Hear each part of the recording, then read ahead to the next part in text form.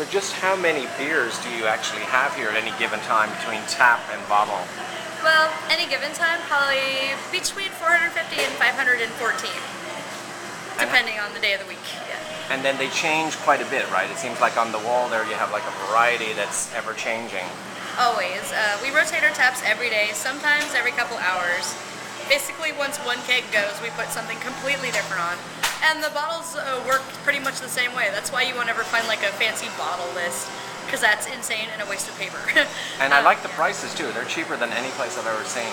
Yeah, we keep our markup modest because we realize that if you make your prices super high, a lot of consumers don't have access to the product, and we feel like most people should be able to have really great, well-made craft beer at an affordable price.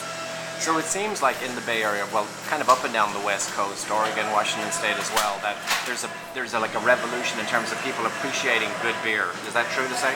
That's very true. It's very true. Especially when people are realizing that, hey, it's not super expensive to make it at home. It's not really expensive to buy some of their favorite beers that they thought were pricey. You know, they're finally starting to realize that you don't have to spend $1 million to have great beer. And palates change, you know.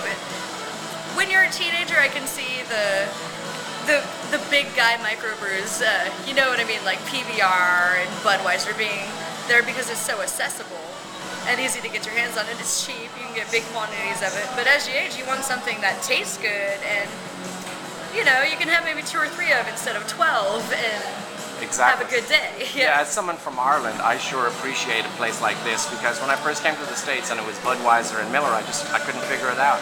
Yeah. Well, in America, I feel like the beer industry for a long time, up until the past like maybe 5 years, has had the similar American ethics of like instant gratification. You know what I mean? Right. Like lots of it fast now and cheap. You know. 2 last questions. That New York Times review, was that a blessing, a curse, or a combination? It was a combination. It was mostly a blessing. It did attract a lot of people that might not have ever even known we existed, but it also attracted a lot of maybe business propositions we weren't really looking for, you know. We want to keep our place singular and craft and local here in Oakland. We are an Oakland business, and it will always stay an Oakland business. I love it, and I also love the fact that the music here is punk rock and good. How important is the music to your revolution? Very important. It's been a predominant part of both my husband and my life forever, really. I've been very well involved in the punk rock music scene for pretty much my whole life, and so is my husband, Fraggle. He's unfortunately in the office at the moment, but yeah, it's a part of our lives, so we made it a part of our business. And it's cool how on July 4th you had the English Beer Day and you played all British punk too. Yeah, right? all British punk, yeah. Right. British punk, British beer, yeah. Okay, well listen, thank you so much. Thank you.